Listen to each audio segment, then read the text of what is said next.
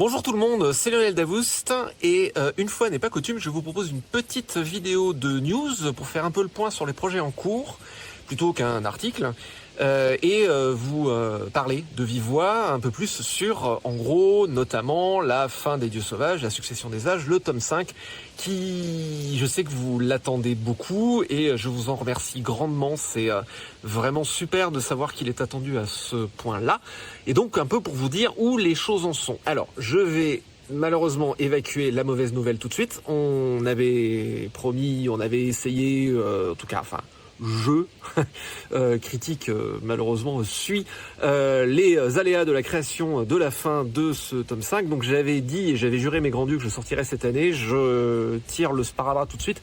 Malheureusement, je suis désolé, il ne pourra pas sortir encore cette année. Et la but de cette vidéo, c'est aussi un peu de vous expliquer où en sont les choses et pourquoi. Alors déjà, j'en ai parlé de loin en loin, mais ce bouquin est juste énorme en termes d'ambition, d'envergure et tout simplement de volume.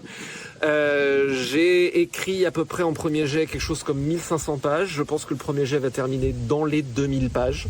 Alors, ça ne veut pas du tout dire qu'il fera 2000 pages à terme. Parce que dans un bouquin comme ça, dans une saga chorale comme Les Dieux Sauvages, il y a donc beaucoup de personnages, beaucoup d'informations, et ça fait un premier jet qui a tendance à prendre de l'embonpoint énormément en fait. Il y a beaucoup de précisions, d'informations que je me retrouve à répéter de bonne foi dans mon premier jet parce que je me dis telle information elle est importante, il faut vraiment que je la mette et au final quand je relis le bouquin je me rends compte que je me suis tellement dit que c'était important que je l'ai mise 12 fois. C'est à peu près 10 fois de trop. Donc le premier jet est très verbeux, le premier jet et donc aussi ça contribue à la lenteur de rédaction. C'est aussi un bouquin extrêmement complexe où je conclus énormément de fils narratifs, énormément d'informations qui ont été données depuis le tome 1, depuis la Messagère du Ciel. Donc c'est long. C'est long et compliqué et le proverbe dit que 9 femmes ne peuvent pas faire un enfant en un mois et moi tout simplement je peux pas écrire l'équivalent de 2000 pages plus les corrections qui vont derrière ça nécessite un temps certain minimum pour arriver à se rédiger. D'autre part, il y a un certain nombre de changements d'envergure dans ma vie perso qui sont en train de se mettre en place et qui sont déjà intervenus. Et entre autres, vous avez peut-être pu constater que derrière moi, j'ai pas vraiment un décor urbain, ni même peut-être pour les plus botanistes parmi vous, extrêmement européen. Et c'est parce que je suis en train de m'établir en Australie. Je suis en train d'émigrer ici. Alors c'est pas fini. Mais de loin en loin, je suis en train donc de changer de continent et même de côté de planète et d'hémisphère. Alors, ça ne veut pas dire que je disparaîtrai entièrement de la vie littéraire européenne et des festivals. J'ai prévu de revenir 1 à 2 fois par an pour revenir vous voir, présenter les nouveaux bouquins et faire les festivals, etc. Mais donc c'est quand même un changement considérable et entre autres ça implique un certain nombre de démarches administratives qui sont nécessaires et tout à fait légitimes puisque je suis un immigrant dans un pays qui n'est pas le mien. Donc ça nécessite un certain nombre de choses aussi en termes de vie perso. Et j'en ai parlé sur le blog, mais je me suis marié en 2022, évidemment dans le contexte de ce grand changement. Donc voilà, donc il y a eu un certain nombre de choses dans ma vie perso qui ont nécessité mon attention. Et ça intervient aussi en fin de la période Covid. Bref, les choses ont été un peu compliquées, donc ce sont des choses qui nécessitaient ma pleine attention. Donc voilà. Donc c'est aussi pour ça que ce bouquin très ambitieux et très compliqué, pour pas rien vous cacher, a pris un peu de retard, mais disons que techniquement en fait il a plus pris du retard parce que l'ambition et l'envergure qu'il y a dans ce bouquin dépasse de très loin même le plus gros bouquin de la saga qui est l'Héritage de l'Empire. Là, je sais pas dans quel état je vais finir, mais j'explose approximativement tout ce qu'il est raisonnable de faire, on va dire. Mais ça avance, pas de crainte là-dessus, hein, comme je l'ai dit tout à l'heure. Il y a 1500 pages dans le premier jet qui sont écrites. Je suis dans la dernière longueur, mais je suis encore en train d'écrire. Là, rien que la fin, ça, c'est presque un roman à part entière en termes de narration, en termes de complexité et tout. Donc ça avance. Mais donc malheureusement, pas pour cette année. Par contre, pour l'année prochaine, avec Critique, on vise l'automne 2024. 2004 ce serait bien, ce serait déjà sorti. On vise l'automne 2024 pour la sortie de ce tome 5 qui sera, je le confirme et le redis, le dernier. Et je peux d'autant plus le dire que c'est aussi pour ça qu'il est gros, c'est parce que c'est le dernier et qu'il y a énormément de choses en termes de narration à régler. Et je vois bien où j'en suis dans l'histoire et il n'y a aucun doute. Hein. C'est le dernier. Donc, sortie prévue automne 2024, on va croiser très très fort les doigts, mais je pense que cette fois ça va être la bonne et ça va le faire. Je suis vraiment dans la dernière longueur. Mais ça veut pas dire qu'on va du coup ne rien faire autour des Vanégir et des Dieux Sauvages pour l'année prochaine.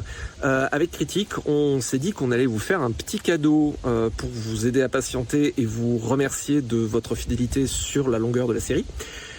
On va mettre à disposition en numérique gratuitement une nouvelle des Vanégir qui est la dernière de la route de la conquête, qui s'appelle Quelques grammes d'oubli sur la neige. Et cette nouvelle, déjà c'est une nouvelle des Vanégir qui permet de faire patienter, mais elle a aussi un avantage, un intérêt spécifique par rapport aux Dieux Sauvages, qui est que en fait, elle raconte la chute des Mortes Couronnes, c'est-à-dire elle raconte ce qui s'est passé plusieurs décennies avant la naissance de Shinsen, c'est-à-dire pourquoi est-ce que les Mortes Couronnes sont devenues les Mortes Couronnes, il s'est passé quoi exactement là.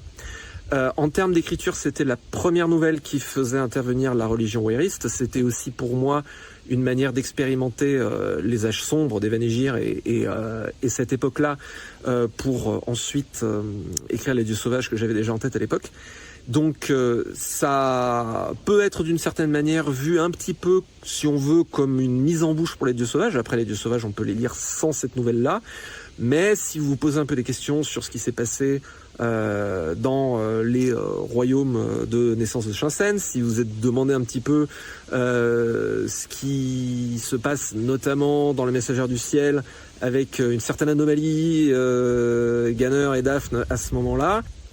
Donc l'idée c'est, si vous voulez vous lancer dans les Dieux Sauvages, ça peut être une manière de se lancer. Encore une fois, je le répète, il y a absolument aucune nécessité de lire cette nouvelle-là pour attaquer les Dieux Sauvages, mais comme dans les Vanégir, tout est à la fois indépendant et un petit peu interconnecté si vous lisez le reste et vous voyez d'autres éclairages, d'autres lieux, d'autres temps, d'autres époques, parce que c'est un seul et même monde, hein, donc les histoires, certains lieux sont visités, certains faits aussi, mais encore une fois tout est indépendant. Donc si vous voulez vous lancer dans les Dieux Sauvages, c'est une manière de voir un peu ce que vous en pensez ici et d'avoir une petite idée de la série. Et si vous êtes dedans et que vous attendez attendez la succession des âges, ça vous en donne un petit peu plus sur l'univers et ce qui s'est passé. Donc ce sera mis à disposition, donc je le répète, gratuitement en numérique cette année. Merci à Critique parce que c'est eux qui ont eu, d'ailleurs, je le cache pas, qui ont eu cette excellente idée de mettre un texte à disposition. Et du coup, une fois cette idée mise, pour moi, Quelques grammes d'oubli sur la neige était la nouvelle évidente à partager avec vous de cette manière-là, pour en avoir un peu plus sur les Dieux Sauvages. Je vous remercie à nouveau pour votre patience, votre fidélité et je le redis, votre patience, parce que j'ai reçu constamment au long cours à travers les retours de la newsletter que j'envoie tous les mois, votre gentillesse en fait de dire que vous compreniez que vous vouliez un bon bouquin plutôt qu'un bouquin sorti trop vite. Et c'est très rassurant pour moi et pour nous de savoir qu'on est sur la même longueur d'onde et que vous l'attendez, vous l'attendez, mais que vous voulez qu'il soit bien. Et moi aussi, et nous tous, avec Critique aussi. Critique aussi, c'est notre priorité à tous, c'est de faire un chouette bouquin, un bon bouquin qui termine dignement cette série. J'y travaille, on s'en approche et ça va arriver. Je vous en assure. Et c'était pas très français, mais c'est pas grave. Vous avez compris ce que je voulais dire. Je vous remercie encore pour tous vos mots, votre suivi et votre impatience. Et je vous laisse avec quelques images de l'Australie qui sont sympathiques. Parce que c'est un très beau pays. Je suis très content, on est très content d'y être. Mon épouse et moi, j'ai beaucoup de chance de pouvoir vivre cette aventure. Et prenez soin de vous, à très bientôt. Et à très bientôt comme toujours en ligne. Et encore merci pour tout.